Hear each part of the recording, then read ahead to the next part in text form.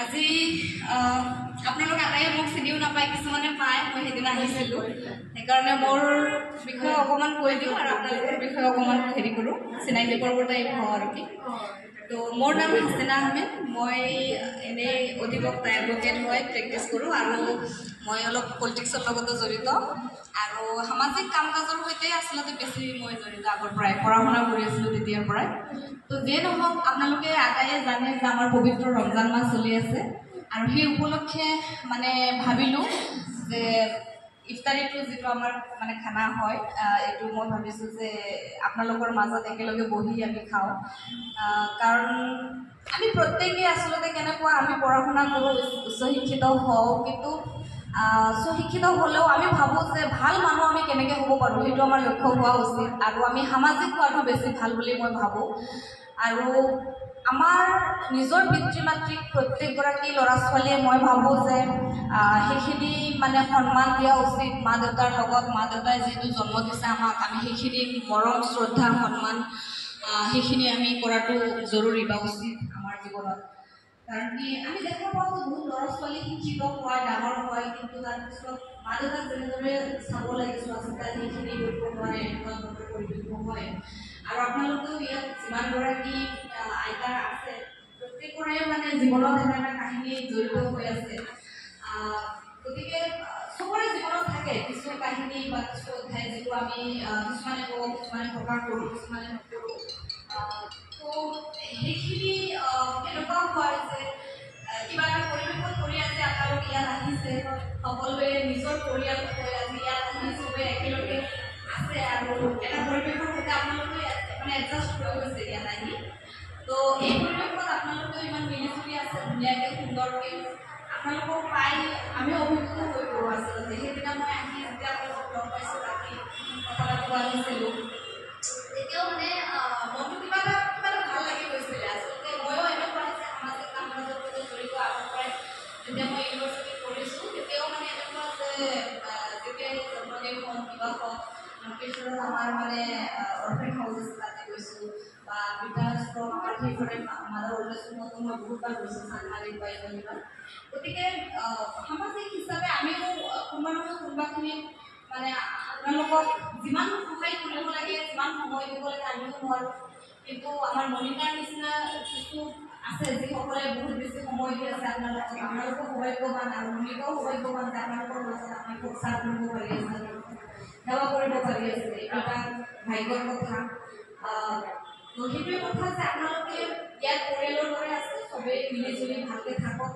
আমি যদিও বা মানে আমাৰ সকলোৰে ধৰ্ম বেলেগ বেলেগ, কিন্তু মই ভাবোঁ যে নিজৰ নিজৰ ধৰ্ম সকলোৱে পালন কৰিব লাগে, মানি চলিব লাগে আৰু শান্তিৰে জীয়াই থাকিব লাগে। আমি মানুহ হিচাপে ধৰ্মটো আমাৰ সকলোৰে এটা বিশ্বাস, এটা আস্থা বিশ্বাস, চবেই নিজৰ নিজৰটো পালন কৰি পিনে আমি চবেই মিলিজুলি মানুহ হিচাপে, ভাল মানুহ হিচাপে, সু নাগৰিক হিচাপে জীয়াই থাকিব লাগিব। সেইটো আমাৰ উদ্দেশ্য আৰু সেইটো লক্ষ্য হোৱা উচিত বুলি মই ভাবোঁ। আৰু সমাজখন কেনেকৈ আমি সুন্দৰভাৱে আগুৱাই লৈ যাম, সেইটো আমাৰ লক্ষ্য হোৱা উচিত বুলি মই ভাবোঁ। গতিকে মোৰ মা ইয়াত থাকিলে আজি আৰু বেছি ভাল লাগিল হয়। মই বিচাৰিছিলোঁ যে মাক লৈ আহোঁ, কিন্তু যদিও বা মই আজি মা তাতে নলবাৰীত অকণমান ব্যস্ত, গতিকে তাৰ মাজৰ পৰা হয়তো মাৰ পিছত যদি আহে, ঈদৰ পিছত মই লৈ আহিম আপোনালোকৰ মাজত। আৰু লগ পালে মাও ভাল পাব, আপোনালোকেও ভাল পাব। হয়, মোৰ মাও মানে একদম সাধাৰণ আৰু আমাৰ দেউতা মানে স্কুল টিচাৰ আছিলে, দেউতাৰ ইণ্টেকাল হৈছে, দেউতা জীয়াই নাই।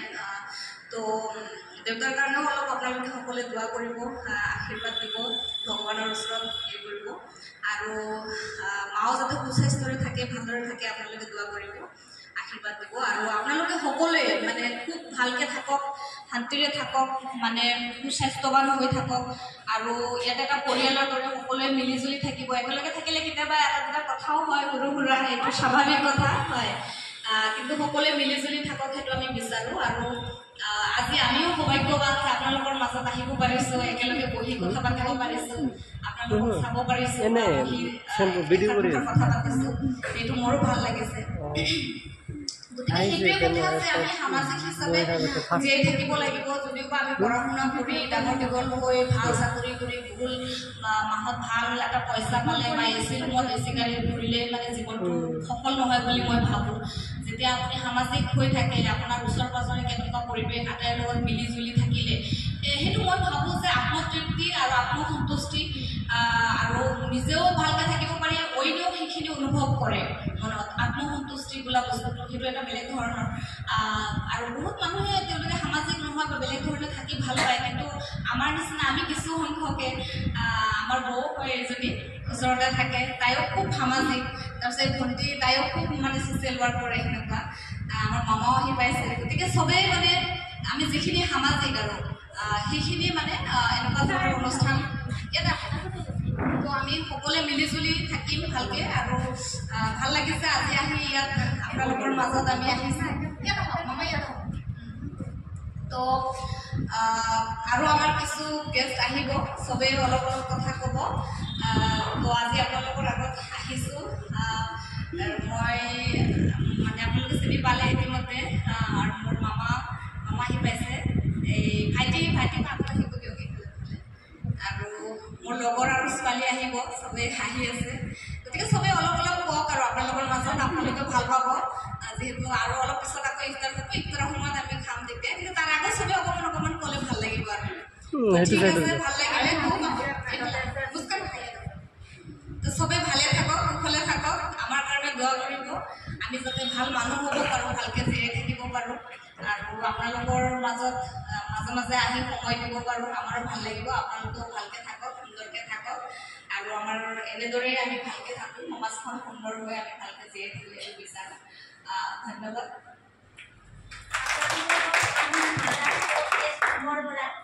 এই ৰমজান মাহৰ শুভেচ্ছা জনাইছোঁ। আপোনালোকে এই দিনৰ দিনটো উপবাসে থাকি যিমানখিনি কৰি যাবলৈ চেষ্টা কৰিছে, সেইখিনি সেই সুখখনত আপোনালোকে আহি মাদাৰ অল্ড এজ হোমত উপস্থিত হৈছেহি। হয়তো আমি নথৈ আনন্দিত হৈছোঁ, কিয় আমাৰ ল'ৰা ছোৱালী আমাৰ মাজত আহিব লাগিছিলে, কিন্তু আমাৰ ল'ৰা ছোৱালী আমাৰ মাজত নাই। কিন্তু আপোনালোকক আমি কি বুলি লৈছোঁ, যিহেতুকে আমাৰ ল'ৰা ছোৱালী আমাক চোৱা নাই, আপোনালোকে আমাৰ ল'ৰা ছোৱালী, আমি মাতৃ। গতিকে সন্তানে ইমানখিনি ধুনীয়াকৈ বুজাই দিলে হয়তো আমাৰ হৃদয় চুই গৈছে। এই মৰম যেন সদায় থাকে, এই মৰম যেন সদায় পাওঁ। গতিকে আমাক কি লাগে, আমাক অকণমান মৰম লাগে। যি নেকি মণিকা শৰ্মাই এই মাদাৰ অল্ড এজ হোম খুলিছে, আজি 13 বছৰ হৈছে এই মাদাৰ অল্ড এজ হোমত। গতিকে তেখেতে অকলে চলাই লৈ গৈছে। তেখেতক আশীৰ্বাদ কৰিব যাতে এই অনুষ্ঠানটো তেখেতে আগলৈ আগুৱাই নিব পাৰে। আমি 70গৰাকী ককা আইতা ইয়াত আছোঁ, কিন্তু এইটো আমাৰ আশ্ৰম নহয়, এইটো আমাৰ এটা মন্দিৰ। আমি মন্দিৰত ককা আইতাসকলে বাস কৰি আছোঁ, আৰু তেখেতে যিমান দুখ হ'লেও কষ্ট হ'লে আমাৰ ওচৰত চিয়াৰ নকৰে। আমিহে তেওঁক সোধোঁ মণিকা কি হৈছে, কি হোৱা নাই। যে পেহী আপোনালোকে এইবিলাক জানিব নালাগে, আপোনালোকে জানিনো কি কৰিব, আপোনালোকে খালি শুৱক, খাওক আৰু ভালকৈ থাকক। যে আৰু এইখন মোৰ ঘৰ নহয়, আপোনালোকৰ ঘৰ। আপোনালোকৰ ঘৰলৈ আলহী আহিলে আপোনালোকে কি কৰে কি নকৰে সেইটো আপোনালোকৰ। মণিকাই এটাই বুজাইছে আমাক যে পেহী এইখন মোৰ ঘৰ নহয়, যিহেতুকে আপোনালোকক চোৱাৰ কাৰণে এজন গাৰ্জেন লাগে, সেইজনে মই। কিন্তু আলহী আহিলে আপোনালোকে কি কৰে কি নকৰে গোটেইখিনি আপোনালোকৰ ওপৰত। আপোনালোকে যেনেকৈ আলহী সোধে আপোনালোকৰ দায়িত্ব, সেইখিনি আমাৰ মাজত এৰি দিছে। সেয়েহে আমি আজি নথৈ আনন্দিত হৈছোঁ। হয়, আপোনাৰ মামাক পালোঁ, আপোনাৰ বৌক পালোঁ, আমি এজনী ছোৱালী পাইছোঁ, এজনী নাতিনী পাইছোঁ, খুব ভাল লাগিছে।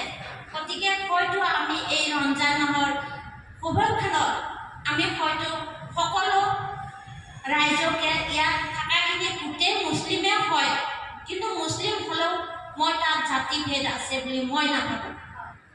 কিয় নাভাবোঁ? গতিকে আমাৰ যেতিয়া এটা অনুষ্ঠান, এই অনুষ্ঠানটোত আমি জাতিভেদ বিচাৰিলে আমাৰ অনুষ্ঠান নচলে।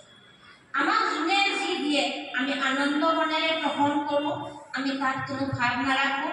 গতিকে মোক কাটিলে সেই লাল তেজে ওলাব, মুছলিমক কাটিলে সেই লাল তেজে ওলাব। কিন্তু আমি ইয়াৰ বিচাৰটো কৰিছোঁ কোনে? আমিহে কৰিছোঁ যে তেখেত হিন্দু, মই অসমীয়া।